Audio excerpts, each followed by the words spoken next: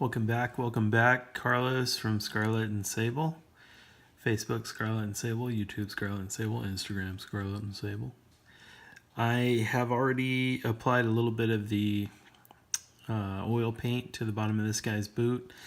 I had everything out for the lining demo, so I figured I might as well press on while I have a little bit of time before my week begins. So you can see that I've applied just a touch here in the corners. I'll blend that out and then I'll just do a quick review of how we do our oil paint weathering. So let me zoom in a little bit. Regardless, I've applied, let's blend it out before this stuff dries really quick. So I'll blend this out before we get too far afield. I'll bring down my light source. Let's see, that didn't really affect it. I've got a great light. Problem is like the arm always shoves it right at me. So there's a little story for you. Okay, so continuing on, and also the Purity Seal tail, the canvas or script cloth part of it is just a kind of a neutral brown blended up to white. That was all that was. Nothing fantastic. So anyhow, so what I'm doing here is that I've applied the neutral earth into the corner, and I'm kind of just dabbing it into the surface lightly, not a lot of thinner on the brush. And as I get some of the paint onto the brush, I'll clear off the brush. I'll just put it on the paper towel to wipe away the oil paint, and then I'll come back and do the same again. This process will be it's a little bit more methodical. You have time to think about it. It's not like using acrylics. That's why I prefer it. And I kind of came full circle. I mean, about when Dark Imperium came out, I was heavy in my acrylics phase, but things have changed. I've got back into the oils, and really I attribute it mostly to a painter on the Heavier Metal page. Gosh, I wish I could remember that guy's name. It'll come to me. Graham Tester. He did like some really weathered ultramarines and whatnot, so I took that as inspiration. I kind of did my own take on it. So pretty much I've been working from that template for the Marines. It's a little bit faster. I'm not going for ultra smooth blends, and I'm doing more weathering for more of a kind of combat in combat weathered kind of feel. My favorite way to paint Marines. And let's see, maybe a little more blending right there. I'll just gently work this over, and it's important not to put too much paint onto the model and not to do too large of an area at once. You want to kind of be able to see what you've done and adjust accordingly. Though the Marines are not huge, so it shouldn't take too long. I imagine if you were doing this across 20, 30, 40 figures, you may need to adjust, or maybe you would just do this on more of a hero model. I guess if you were gonna spend the time to do this, you could always create washes. Once again, it's up to the person painting. A lot of times people ask me, like, do you paint all of your army to the standard? The answer to that is no, I do not play. So those kinds of concerns are not really at the forefront of my thought process. Additionally, if I don't really know what works for that. I mean, I imagine on that kind of scale you would just need to kind of chip away at it. So I'm approaching this more from I'd say a hobbyist perspective. That's kind of, I enjoy painting a lot. I haven't played in quite a while. I'm gonna play, I think, in a week or two. I'm going back to where I came from, where my origin story started, and I'll meet up with some people and maybe play a game or two. So I'm frantically learning the rules again. I think I played in maybe one game in 6th. I played a lot of Fantasy back in 7th or 8th edition, and I played a little bit of 5th edition. So we'll see. I hear the game's changed a lot for the better. It seems like most people are optimistic. But anyways, getting back to the other point, it's, I think these videos are for people who want to take their painting a little bit further, i.e., so they're probably, I would imagine that you're only going to do this on independent characters or, hero models, whatever they're called now. Maybe not necessarily on every Joe Schmo. Though I think you could. I don't think it's terribly time consuming, especially once you get into the swing of things. But, I don't know. A person has to kind of make that decision for themselves. I am very ill-equipped to assess other people's time management. One of the fortunate things about this particular color is that when this dries and we go back with a darker color, maybe one of our umbers, oh, it's too much thinner. See, when I have too much thinner, it just almost completely clears away the oil paint if it hasn't set up on the surface yet. So I'm trying to, I want to leave a little bit behind, and the matte surface is going to allow us to blend that in really nicely. So that's the matte surface for this technique is pretty important. If you have a satin surface, it's going to kind of slide around a little too easily, and you might not get a ton of it behind.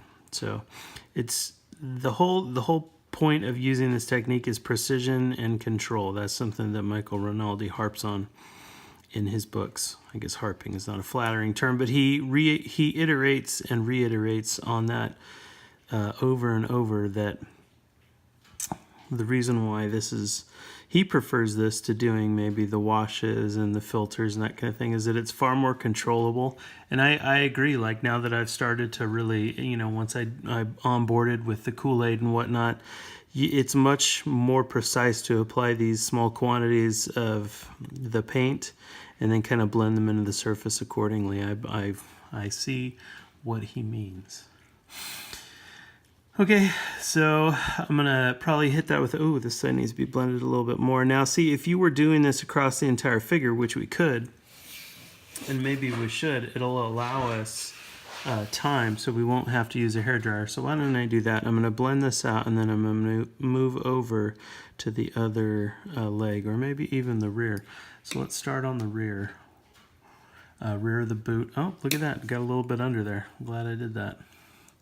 This is the Wilder Alkyd, or they're not Alkyds. I believe they're Alkyds, which are fast-drying matte paints, matte oils. And you can buy Alkyds from some of the companies. They don't have as much colors as your classic oil paints usually. In the Alkyds, Alkyd, I believe, is a type of quick-drying resin as opposed to linseed oil, so the vehicle is slightly different in an Alkyd paint. So I bought these. They are actually a purpose-made product, and I actually did something really, really smart. I didn't buy like a bunch of them. I only bought a couple, and I'm glad because when I first opened it up, it's got a little foil on the tip.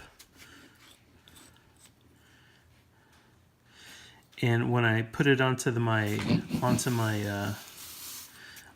cardboard palette, it kind of just got everywhere. Now let's see if that's out. Most of the liquid is gone. See how it comes out and it's just kind of like, I don't know, like a puddle of goo. It's not. I've personally, for me, and initially after I opened it, it was just all liquid, and it kept liquid just kept coming out, and I was like, is this really what this is? I mean, is this just like soup inside of this bottle? Eventually I started getting to more solid stuff. You can see right here, and it dried. This is pretty hard already, and it's only been out for maybe about an hour. I'm not trying to take food out of the guy's mouth, and I believe he's a very successful modeler, so, no shade whatsoever. It's just for my style. I don't care for these paints. The color's fine, and especially for people who are just getting into this. If you you're not comfortable mixing, there's nothing wrong with that. You can buy something called Neutral Earth, and then you can, you know, do whatever you need with it. But once again, these are labels. These aren't actually colors. Colors, and unfortunately, you can't. It's not like where I live, I don't have like a hobby store that stocks these, so I can't just go there and have them squirt some out on a paper towel for me. But let me show you something interesting. If you took this is Winsor & Newton Raw Umber right here, and this is Winsor & Newton Naples Yellow Light. You see that smear?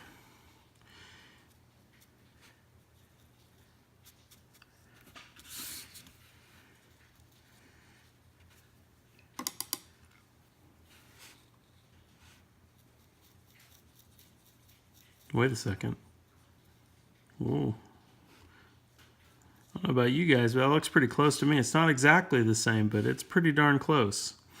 So I guess, once again, all I'm trying to say is that you don't have to mix your paint. And sometimes it's better to, and it's faster to just get something like I mentioned, the oil, oh gosh, what is it? Fresh oil.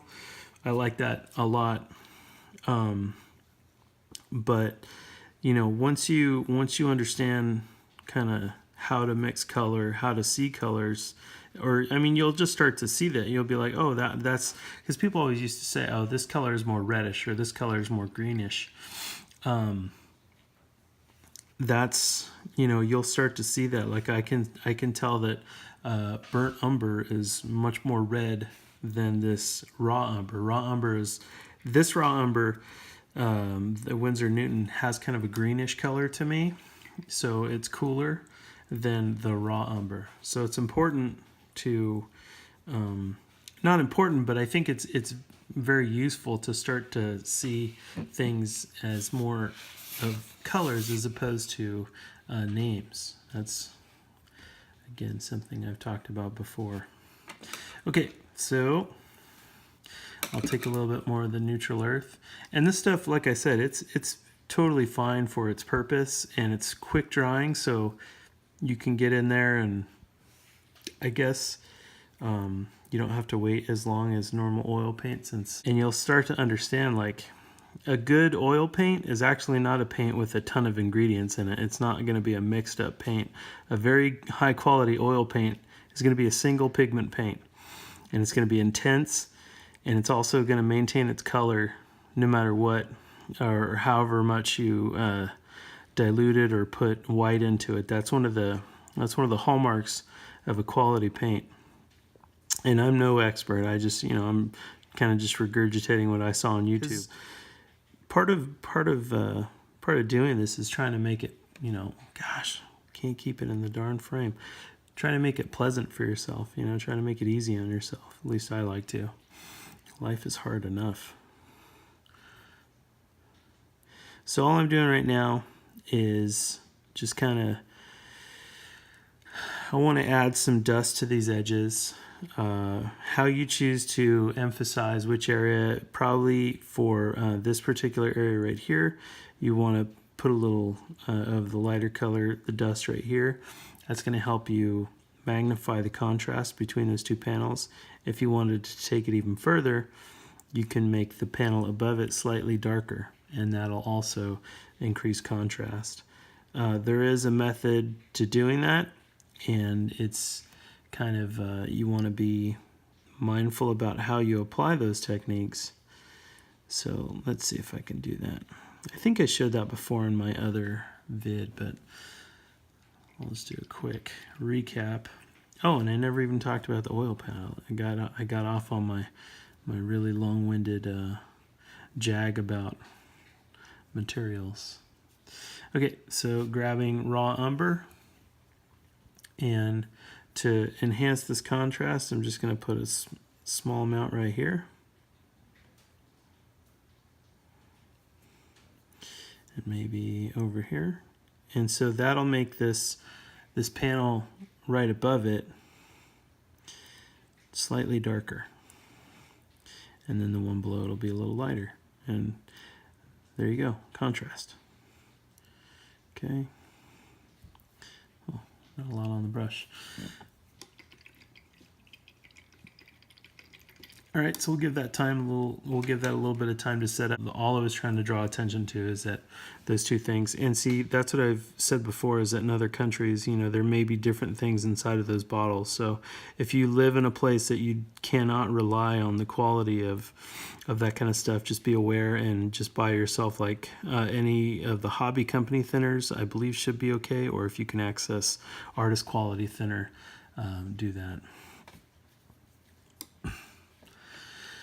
All right, and so then make sure our brush is nice and dry, and just draw down this neutral earth color. So it'll add a little bit of that dusty texture to the leg right there, and then the umber above it kind of increases the shadow. And when this dries, there won't be as much.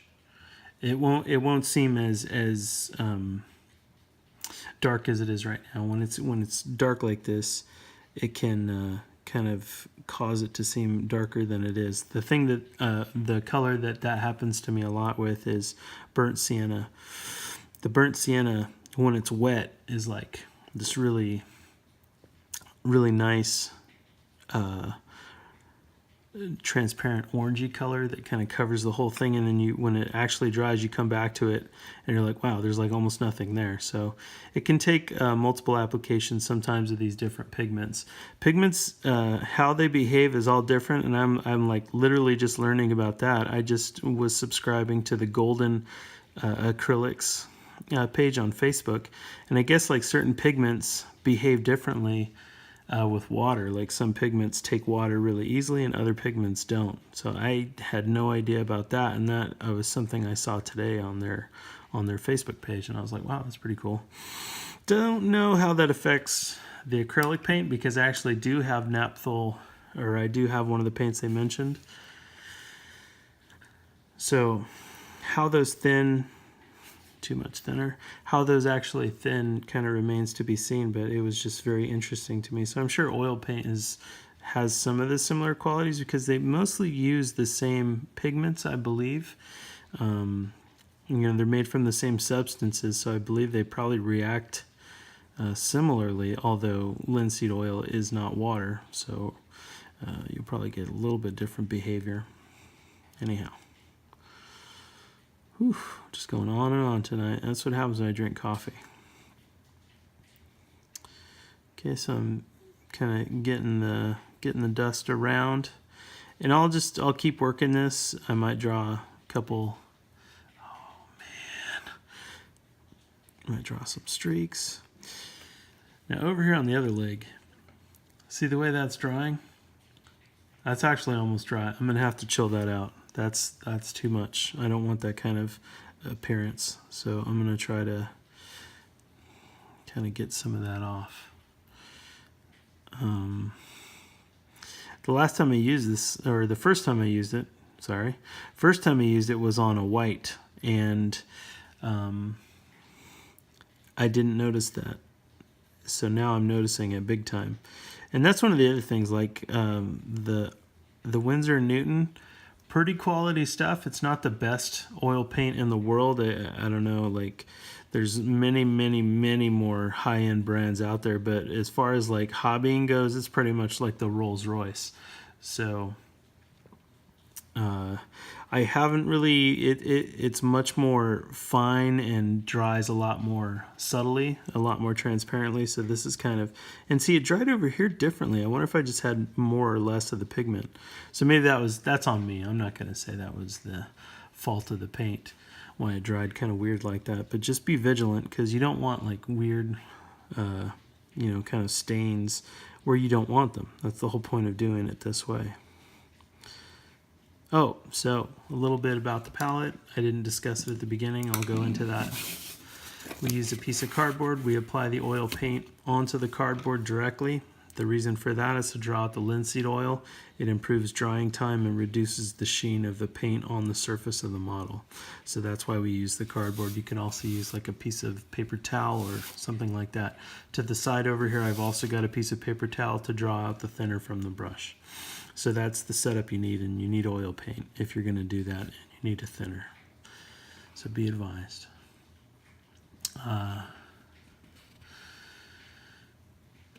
Okay, looks like we're making some progress. So I'm just going to keep on doing this, and this time on this figure, I will do a little bit of streaking towards the front, just coming from maybe the front of the boot.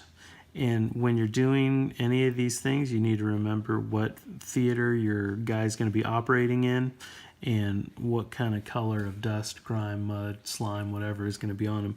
In this case, I'm going to be using the raw umber. It'll pretty much over the black or over the red will just show up as like a really dark streak. So this is kind of like a catch-all for whatever kind of environment he's in. I don't really need to do too much. And when you first start this, you know, keep it simple. Couple paints, all you need. Maybe a light color and a dark color. Don't overthink it. Raw umber, pretty good. Burnt umber, pretty good. And for your lighter color, I think I recommended Naples Yellow Light. A little bit easier to work with than titanium. Titanium white does have its applications, but for the most part, you will be okay if you select Naples Yellow Light. So I'm just doing a little streak here. And these are very faint, so when I actually come back with my thinner brush, my blending brush, they will be almost invisible. You can do that multiple times if you want, just kind of be sparing with it, as always, with all weathering, less is more, and be very careful where you apply it. And if things go horribly wrong, you can just wipe it away with some thinner. So streak those out a little bit.